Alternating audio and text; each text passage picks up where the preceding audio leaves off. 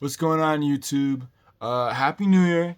I hope everyone had a great 2023, and I hope 2024 is even better.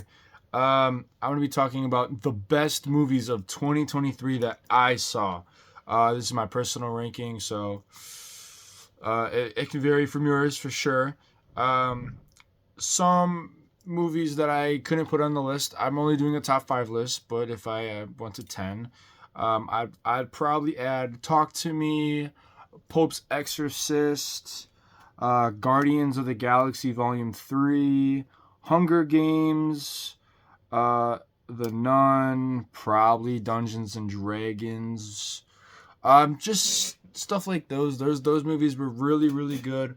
That I thought were really good, and I didn't quite talk to. Oh, also Scream 6. The reason I had it on my rough draft of my top five, but I just kept thinking about how much I hated the ending, and I was just like, I couldn't put it over some of these where these five I really liked through and through when I had a huge problem with that movie.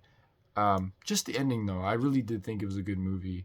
Not bad for the franchise, but it's I'd put it very low on the ranking of the Scream movies. So some movies I would have added, but there were just better ones, and I think that starting off with number five, I think Creed 3, very quiet, came out very early in the year. A lot of people aren't talking about it of like the best movies of the year that I'm seeing, which is weird because I when it came out, I thought it was very talked about.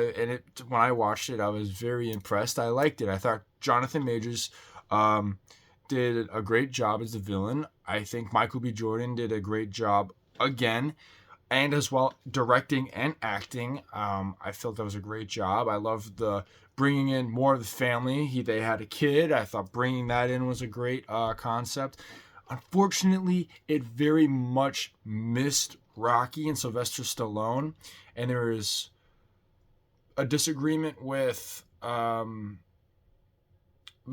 a whole thing. Um, and he was missed, but it didn't kill the movie. I thought the movie was very strong without Rocky, and I wouldn't like to see a Creed 3 without Rocky, but I have all the confidence in the world with Michael B. Jordan that Creed 4, when or if we ever get it, it will be good with or without Sylvester Stallone and Rocky. And that's heartbreaking because it's Rocky's story. But next I have at number four, Blue Beetle. Blue Beetle is a great family movie about a family. I loved just the family aspect of it. It was one of the only movies of DC that I was like, wow, like I liked all the DC movies, but Blue Beetle was like on a whole nother level. It was very smart of them not to put it on Max exclusively. It's a good thing they got a theater run. I don't know if it made money, but it for some people, I'm sure it was very important to see Blue Beetle in the theaters the same way. It's probably important that a lot of people saw Black Panther in the theaters of that culture of representative. That aside, it was not. It was important, but it wasn't super important. Um, it was very important. Um, and it was just a really good movie. It was a very simple concept of a scripted good superhero movie. And I hear this trope that the trope doesn't work, and that it's all played out, and it's like oh, like it feels like a 2000s movie, but it's like it's a good movie. That's like the problem. Everyone wants like these new and changing stories and this groundbreaking and this amazing CGI and this world changing DC movie. And I'm like, no, let's have a good movie. Let's have a family movie. Let's have a where we're bringing people into the theaters and we're having families in, and it's like, and I just had a good time. Sure, it fell a little bit out at the ending, but it was an amazing movie. It was quite emotional at times. I did find myself getting a little bit emotional. Number three, I have the Mario movie. Mario Bros. Really good. I did like Chris Pratt as the voice. I did like it. I never got the hate. I really just like I and the hate I felt was never really about it. It was more about him, which is disappointing because it never seemed like a good thing to be pointing out. Voice wise, it made perfect sense why they hired Chris Pratt. Because for an hour and a half or an hour 45 minutes, you wouldn't want to hear that high pitchy voice of "It's a me." Like it would get annoying, and if your main characters are annoying, you're not going to enjoy the movie.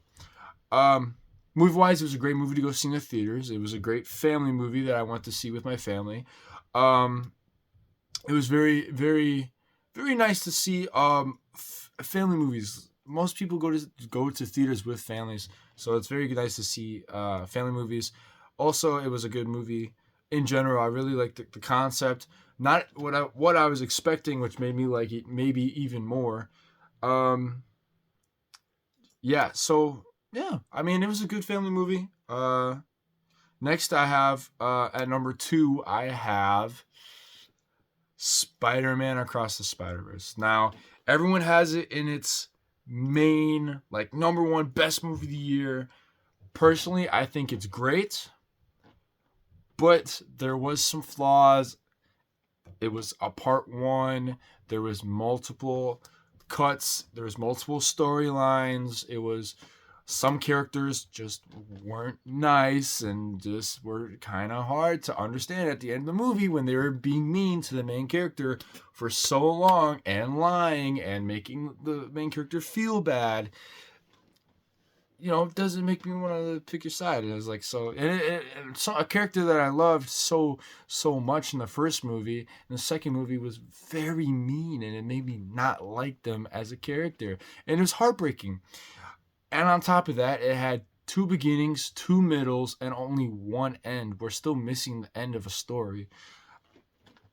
So, multiple of that, on top of just a fantastic movie, you bring in a character like the Spot and make him a world changing, world breaking, universe changing, universe demolishing bad guy. And it was good. And you get the canon event. I mean, canon event is the most Googled word of the year. It brings in the Spider-Verse and the connectivity of maybe we can see Andrew and Toby and Tom, and we can see all these guys together, and maybe mix in with live action and animated. It's a great concept idea that they bring into so many different concepts. And as a Spider-Man fan, it's a perfect movie. As a Spider-Man fan, it's a great movie. Personally, I liked my number one pick, Saw 10. Now, Saw 10 is not a world-breaking, world-changing, film-changing story that changes the way we think of movies or. Well, I mean, maybe not. Maybe not. Maybe Saw 10, the way their franchise is led and with them going back in time to think about the lead, maybe it does change the way we do film. I just never thought about that, but maybe the fact what Saw X did, maybe it does change film and we haven't realized it, and maybe we won't realize it until later on. But it did such a unique concept of going back in the franchise, going back in time, focusing on John Kramer, who is the lead and who died in like the third movie. And there's 10 of these movies now, and they're so focused on his proteges. It's very nice to go back and focus on the main guy. One problem I have with the movie is time. This is the 10th movie, but it takes place second or third in the franchise timeline. I think it's second. It's between 1 and 2. But it sucks is because these guys, they look older. It's been 20 years. So fortunately, actors look older. But that's the only flaw. I thought everything was amazing. Supporting cast was amazing. The story was crazy. We had the classic music, which I was hype about. It's the one thing I wanted. I wanted the the classic mind-boggling puzzle. I wanted to hear "Let's Play a Game." I wanted Billy, and I wanted the theme song, and we got it all. It checkmarked everything off my list, and I was expecting a lot, and this exceeded expectations for me, as well as it gave us John's game. And John has had a couple games here and there, but it was really nice to see we saw his game play out, as well as we saw this amazing kid, such a sweetheart, was willing to risk his life for John Kramer, and they've met once. Like, it's such a beautiful thing. I love these movies because it's like all about human nature, like just everything's about human nature, the good, the bad, the willingness to survive. I just love the concept of these movies. I mean, we binged them all to get prepared for 10, even though we had to watch one because it takes place second in the franchise. We watched them all. We had a blast. I love all these movies. I think this may be the best Saw movie to this day. I just loved it.